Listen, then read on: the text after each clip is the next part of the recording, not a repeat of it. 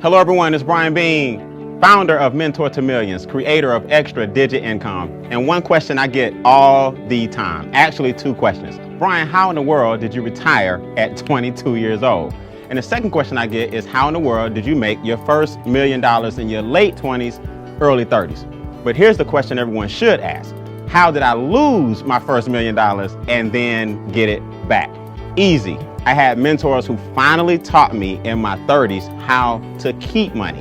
What I want everyone to understand is that America is a capitalistic society. So before you look at fancy cars and big homes, there's nothing wrong with material things. You want to leave more of a legacy for your family and create wealth for your loved ones. Here's a basic formula that I want to share with everyone watching this video. 2, 4, and 3. There are two basic objectives that everyone wants to meet in America. In capitalism, one is you want to make money to maintain the lifestyle that you currently have during your working years. That's very important. Another word for that is pay the lights, pay the gas bill, drive a car, have clothes on your back, put food in your mouth, and a roof over your family. Basic necessities. Now, objective number 2 is a little more complicated. The money that you make during your working years has to sustain you during your retirement years.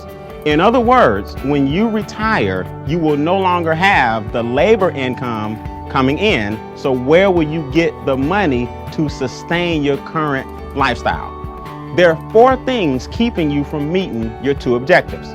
Once you learn these, you learn the key to capitalism. Number 1 is inflation. You have to put your time and money into things that outpace inflation. Now, what is inflation? Funny you should ask, because they don't really teach this in economics. They don't really teach this in school. Inflation basically means everything around you is getting more expensive, but your income is staying the same. That means the value of every dollar you make is dropping no matter what the market says. Inflation causes your money to decrease on a daily basis. Now that sounds pessimistic until you understand that there's certain things you can do to outpace it. See, inflation is the silent income killer. And what that means is it nips at you every single day and you wonder why you can't get ahead. There's a reason for that.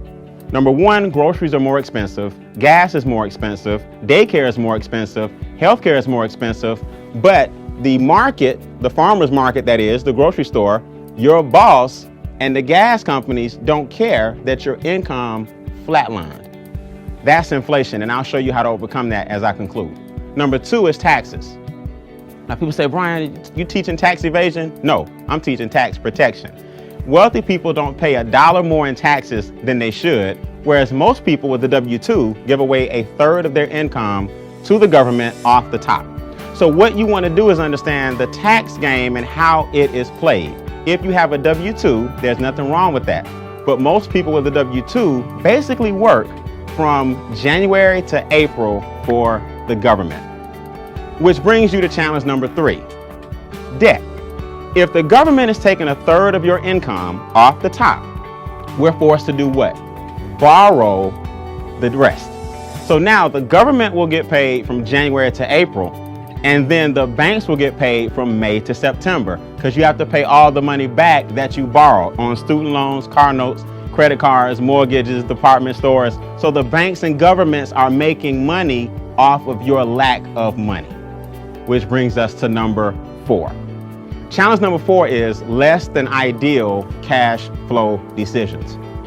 When you get hit with inflation and taxes are taken out of your check, and debt is up to here, you start to make emotional decisions that prolong your journey to financial freedom.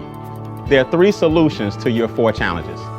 Number 1 is real simple, cash flow management. Cash flow management basically means the lack of money is costing you more money. That's a negative cash flow cycle. Overdraft fees, payday loans, anything that takes money, late fees on bills, anything that takes money out of your pocket is tying up your cash flow and making it negative. What you want to do is learn how to flip your negative cash flow cycle into a positive so that your money will stay in your house longer.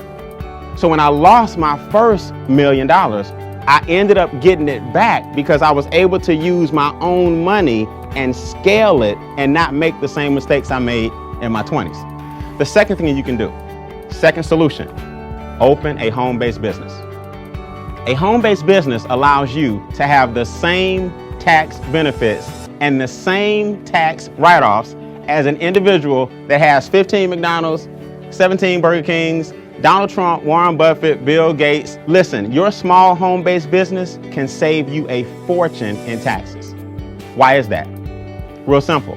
Your light bill, your gas bill, your water bill, your cell phone bill, your internet bill, your gas in your car, percentages of all these bills now allow you to have huge deductions, and your income that you're taxed on is lower.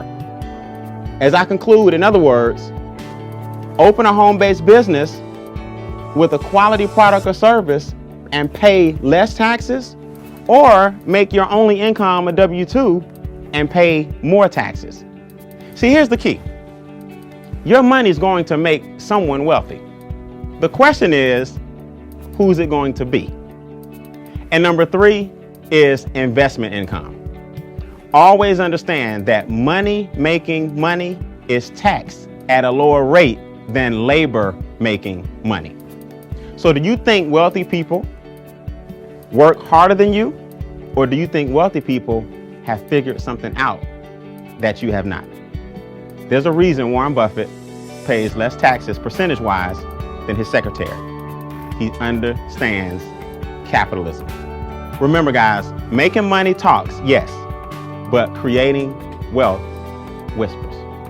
I'm Beane. Continue to create, sustain, and advance.